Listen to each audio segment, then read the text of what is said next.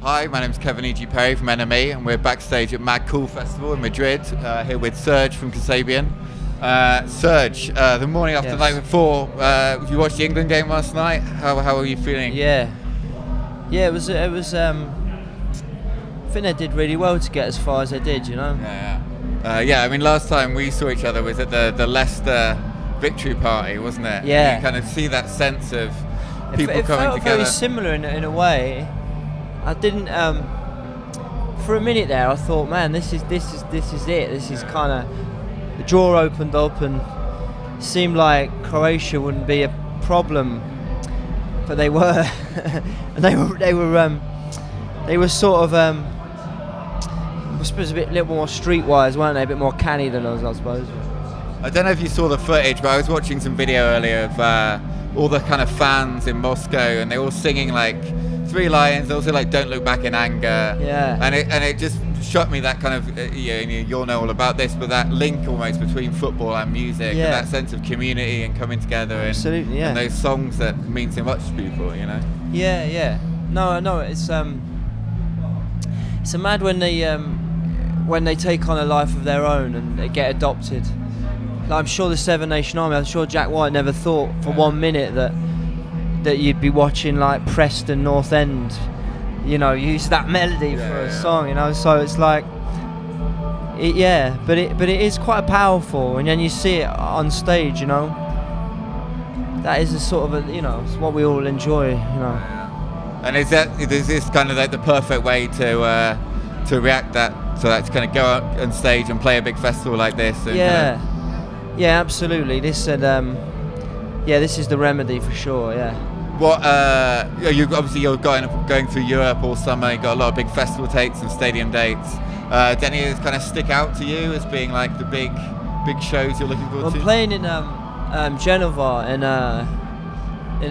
a week or so, and my family's from there. Oh, wow. And we've never played there, so so I'm really looking forward to that. That's sort of a second homecoming. Have you spent much time there? As a kid, yeah. I used to go every year and stay with my uncle and that. So that's going to be pretty. I got to know what to expect, but I think that's going to be pretty special. For sure. You were quoted recently as saying that kind of new bands, young bands, they're not doing enough to become festival headliners. Maybe they're not good enough. They don't have the tunes. Well, you see, this is the problem with quotes. Go. This is the problem. Explain yourself, yeah. This is the problem. Is they're not, someone else's interpretation of what you say. You're on camera now, so you can explain what you meant. It's quite a different thing. So one thing I regret not having Twitter, because I could probably come out and say, well, that's bullshit. I never said that.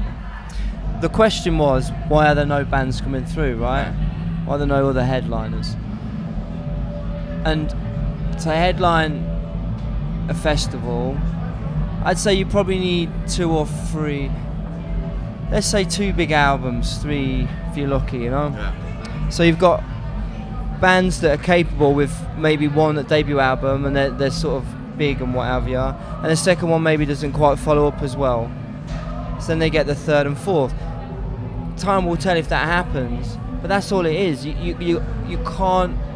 There has to be you can't go on there with 1 big single. You just that doesn't it's not how it works.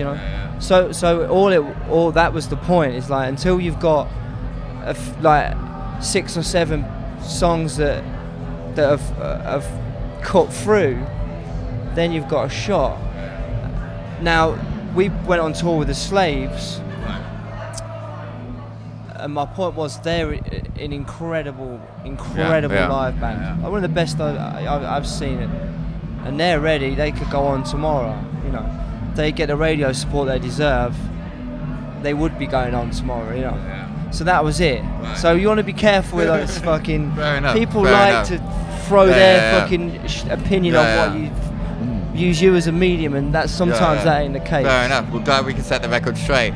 But I mean, obviously, you guys are kind of one of those bands that you qualify. You became a big festival headlining band. I remember when you first at Glastonbury headline slot there, and it really felt like that moment. What do you think it was about you guys that made you? Well, I think gave you that thing. What's special about you? For us, the just in terms of forgetting the tunes for a second, is the actual like, you know, the playing so many shows, you know, playing hundreds and hundreds of shows before you get to that point. Really helps, you know. This thing, you know, at the moment about this venue's closing down, it's not gonna do anyone any, because you don't learn anything. How can you don't all of a sudden, you know, go from your bedroom or go from a studio and be put on a stage, and then all of a sudden, you know, you can be Freddie Mercury. It don't work like that. You know, you need to. So hundreds of shows, and then over time, after 3 or 4 albums, we had enough big tunes to hold an audience of that size, and that's kind of it, really. Perfect. And we will see the results of that in about an hour's time. Yeah, we'll here see. at Mad Cool. Perfect. Cheers. Thanks, guys. Thanks, brother. Cheers. Bye.